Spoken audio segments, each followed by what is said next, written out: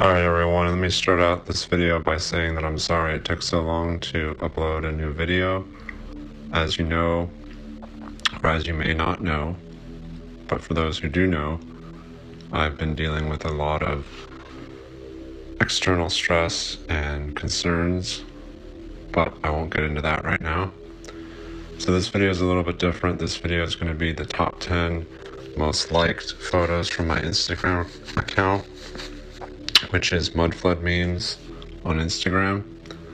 So the first photo here is from Saudi Arabia in 1860, and I couldn't find too much information about this photo in particular or the structure. There's a lot of structures like this. If anyone knows more information about this, you can leave it in the comments, but a lot of people here on YouTube might not be aware of the Instagram, and I've never shown this photo on the YouTube channel here, so I thought we would just kind of check things out a little bit more here. So the one interesting thing we see here is these steps, and then we see almost like an outline of where the mirrored set, the pair here would have been. So that's interesting. You might not have noticed that on Instagram. So then we see 1, 2, 3, 4. Well, technically 1, 2, 3, 4, 5, if you count this part up here. So 5 steps here. And then we see this guy down here, chilling, looking kind of edged off here for some reason, but whatever, kind of like something out of Minecraft or something. But anyways, the point is that this structure here was carved out of a giant rock. Lord knows when. Like I said, I couldn't find the official story on this one, but very mysterious, very interesting, very intriguing nonetheless. And then we see some cruder structures here, kind of like, you know, benches, tables, seats, just kind of remnants of, but you see the straight lines. It's just perfect. Kind of like a face there. Straight lines, just excellent craftsmanship in the old world. So let's move on to the next photo. So this photo was taken in 1964 in, I believe, Valencia, which is a principality in Spain. And from what I could gather, this was a temporary structure for a parade that they have every year, something like that. But just very grotesque things here. Sorry about the resolution, this is the best I could find.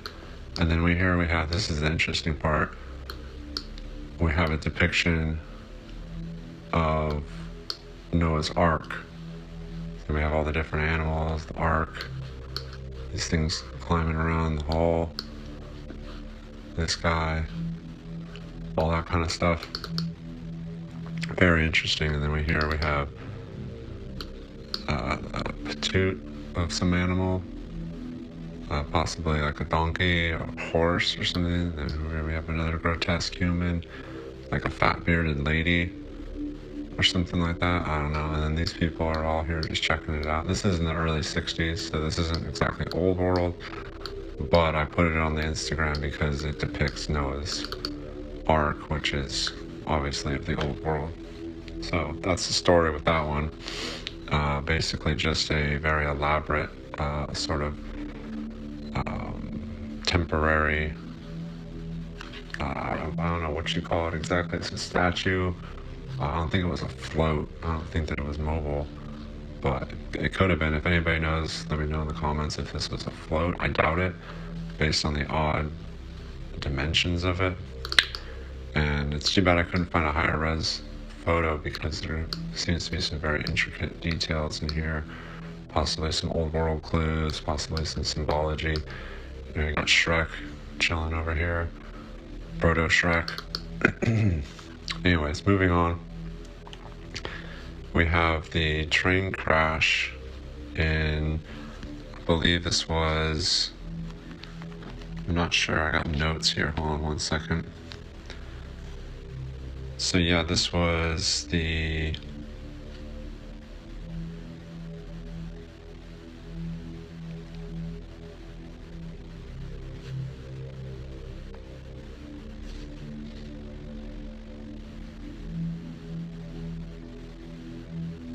got here is Paris 1864. So I'm not too sure.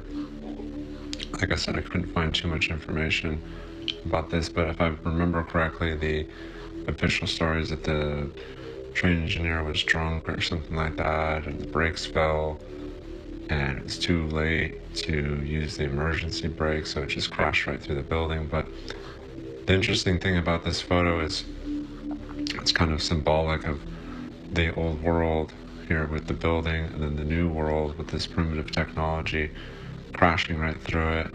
And we don't really see too much damage. I mean, we see this, but that could have been there before. And then obviously we see this, but it just seems like this should have been damaged more. Like, the engine itself doesn't seem to be too... You'd think that there would have been some type of explosion with this steam engine. And I mean, everything else checks out, I guess. But regardless, it's a little suspicious. Seems like there'd be a little bit more destruction to this, but hey, who knows? I mean, they built stuff pretty tough back then, I'll give them that. I mean, at least it was made out of metal. Nowadays, if a train crashed through a building, I mean, it would look a lot worse, obviously, and there would probably be a lot more destruction. So that's the story with that one. And then here we have the Cathedral of the Savior Christ in Borke, Ukraine. And I do have some notes on this one. So this was destroyed in 1943, but it was supposedly constructed in 1894, but I think it's much older than that. But we're used to that, obviously, you know, them changing the narrative, changing the construction dates. Obviously, I couldn't find any construction photos of this particular cathedral, naturally. So if we zoom in, we can obviously see the detail. That's expected. But we also just see this flat plain behind it, nothing around it. So we're told that this was just attracting people, that its mere size would attract people to this area of otherwise completely empty, possibly even barren landscape. You know, I mean, it's just getting kind of old. I don't know how much longer they expect to hold back the tide of lies, essentially. We got these guys chilling. That's the other thing you always see in these old pictures, is people just hanging out like it's no big deal. Like, wouldn't you expect bigger crowds to be here? I mean, and then people always say, well, it's early in the morning, it's this, it's that. There's always an excuse for why there isn't a lot of people. But regardless, here we are. So we see 2, possibly 3 if this thing is a person. Maybe some people over here. You know, and they'll say that the old photography was blurry. Well, I'm a photographer and I would know, so I would tell you, even if there was blur or long exposure to be taken into account, there would be kind of like a weird, almost like haze. There would be like a fog almost looking thing here if there was a sea of people with the long exposure. This is nice and sharp. Here, these guys are clearly not standing still the whole time. They're not blurry. So, no, if there was a bunch of people, there would be like a strange kind of fog-looking effect here. So, anyways, moving on. Like I said, before we go to the next picture, this is in Ukraine, in a town. Well, it's not there anymore because it was demolished in 1943, conveniently. So, we'll never know. Next picture is from Bolivia, and when I uploaded this to Instagram, it was because of the melted city effect. here.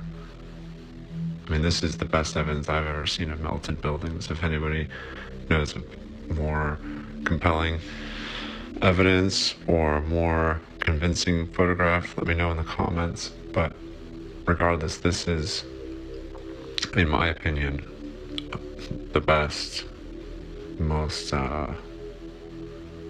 convincing photograph I've ever seen in regards to the melted building theory. I mean, this is clearly, I mean, people can say, oh, well, it wasn't a building, but clearly at some point people were living in this. I mean, these things just look like giant houses here. These things look like palaces, and we got them up here, higher up on the mountain here. These spire-looking things here, towers. People say this is natural. This is a natural formation. I don't think so. I don't think so. Very civilization looking, very reset civilization looking, very telling of a human touch, in my opinion. So obviously this is a color photograph, so I'm not entirely sure when it was produced, but we can safely say that's probably a modern photograph, but with nothing really as an example, nothing really telling of the time period. We can only assume that possibly it was taken at least in the 1980s or something like that, based on just the color tone of the photo. But it could be a digital photo, I have no idea. But we can safely say that it's probably not very recent, because then it would be higher resolution or something like that. So if I had to guess, I'd say it was probably taken somewhere between the 1980s and the early 2000s. I think we could agree on that at least. So there's a lot going on here. And if anybody knows more about this, or if it still looks like this, or if they've demolished it, or anything like that, let me know in the comments. And move on to the next photo. So here we have an ancient elevator, essentially, in Paris, or technically it was in Marseille. So this is the Les Anciens de Notre Dame le Décor.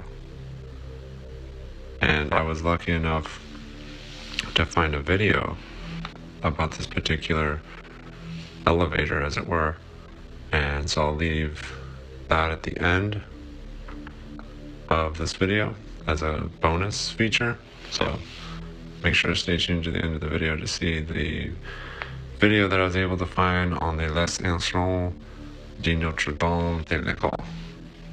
Now, what I'm told is that this was built in 1892, and then of course conveniently it was torn down in the 1870s. And you'll see in the video, at the end of this video, that there's no construction. Even though they tell you it's construction, they tell you this is construction. But this was already here.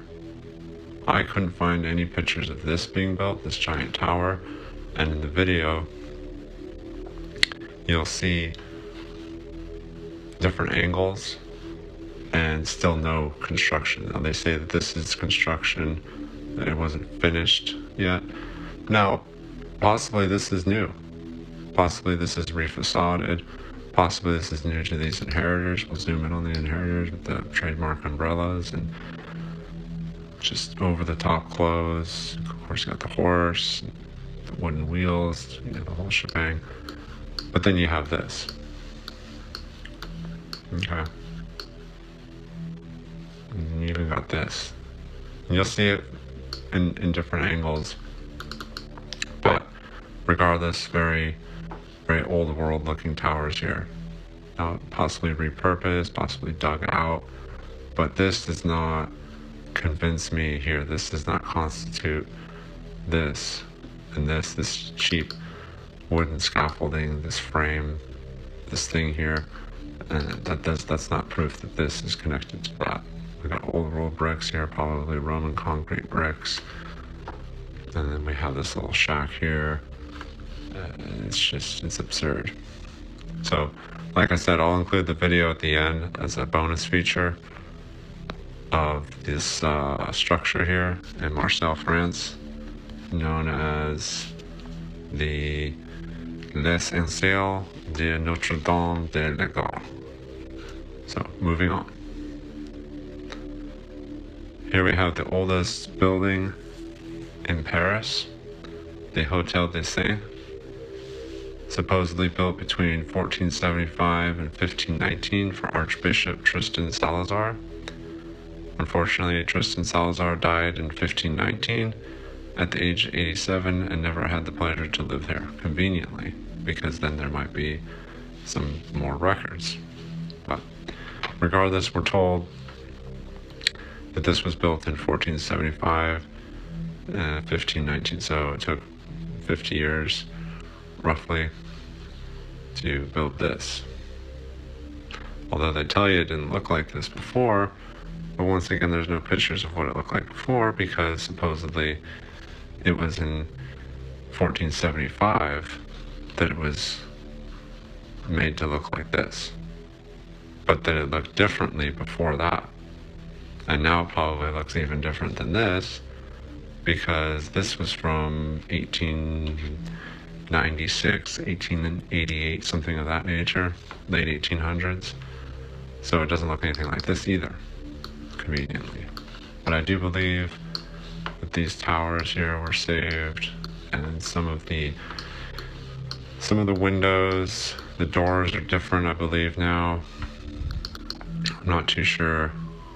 I couldn't find a great example, because nowadays there's a lot of people standing around, there's a lot of junk and stuff. This is a good example. This is the best picture I could find of the old world version. Now, what it looks like nowadays exactly, I don't know if we can really even compare the two. And we especially can't compare it to what it looked like before it looked like this. This has gone through, supposedly, even by the official stories, narrative, a few different changes over the centuries. But official story at least, is that it's the oldest building in Paris, France. So that's all I know about that. Oh, and one more thing here. Obviously, we see the trademark old world construction, the beautiful craftsmanship, the grandiose, and then we see the cheap signage here. Now I can understand cafe and pitre du jour, something of the day, but this here, this doesn't jive, but whatever. And also here we have the old world gas lantern there and all that. Okay, moving on. So here we have an old Roman city in Algeria. We're told that it was Roman originally, that it was supposedly built in 100 AD, but we know that all that stuff is off by about 700 years. So realistically, this was actually probably built in 700 BC. But we're told that it was an old Roman city in what's now Algeria, and believed the city was called Timar or Timbach, something like that. And I might leave that in the description, that the right name or the right pronunciation. But there's a lot of pictures of this place. This is just an aerial one, and it had good lighting, and you can kind of see the golden tone to these bricks and the structure here. And you see the Roman roads, what we would consider Roman roads when we think of how the Romans built roads back then. And we have just a massive, I mean, it's more than a community. I mean, at this point, it's ruins, but in its heyday, it was be the equivalent to a city. And who knows how big these buildings were. These are just the foundations that are left. Who knows how tall they were. It's interesting how the gate was so well preserved. This archway here, and we see how tall it is here. And that's interesting. Why did it need to be so tall? Why did it need to be so big? Here's for humans. Here's for humans. Here's for giants, here's for the Nephilim. Okay, obviously giants needed to get through. They'll say that it was for weapons of war, for various things, tall flags, whatever. They'll make up whatever they want. But a giant could easily fit through that, obviously. And then we see super wide roads, straight, still functioning after all these years, after these centuries. Amazing. So I definitely encourage more people to research this particular area. I believe it's called Timor in Algeria. Okay, moving on. Here we have Newcastle, England in 1886, I believe. And I put this on the Instagram mostly because of this thing back here. Now, this could still be there. I'm not sure what this is. If anybody knows what this is here in the background, let me know. And then also we have a Zeppelin. We have a hydrogen aircraft right here. Without a doubt, this is what that is. And that's interesting because in these old photos, we usually see what's referred to as vanilla sky, which is when the sky is completely washed out and we don't see any detail in the sky. We don't see any clouds. We don't see any airships, especially. So really this is kind of rare in the sense that there's an airship visible in the sky. And it's just a very high quality image. It was probably shot on an 8x10 plate originally, so there's a lot of detail. You can see here, this gentleman here, these children, possibly child, possibly a mother, and then here we see like a babushka, like a grandmother, old lady, like an elderly woman here probably. And then we see the hovel that they were living in, they had to dwell in. A very cheap construction, very squalor, very crumbly type, right? But then we see this thing back here in the distance, in the background, obviously of a different construction, older, much older, but inferior when juxtaposed with this. And here we see rotten timber, possibly fire damage. And these structures are probably not as old, but the craftsmanship it's two different worlds, literally two different worlds. And then, like I said, the Zeppelin here, that's very interesting. Probably the most interesting thing about the picture, the Zeppelin and this spire, this weird looking thing here. If anybody knows what this is or what it was, or if it still stands in some form or another, let me know in the comments. And then of course the gas lanterns and stuff. I'm sure this place looked very interesting at night. I'd be very interested to know if there's any more photos of this alleyway, this vantage point with this structure in the background, Newcastle, England, and I believe this was taken in 1888 or 1886, somewhere between there. So let's move on to the last image, and this is in Hamburg, Germany, and this is the New Elderbruck, which is bridge that goes over the Elbe,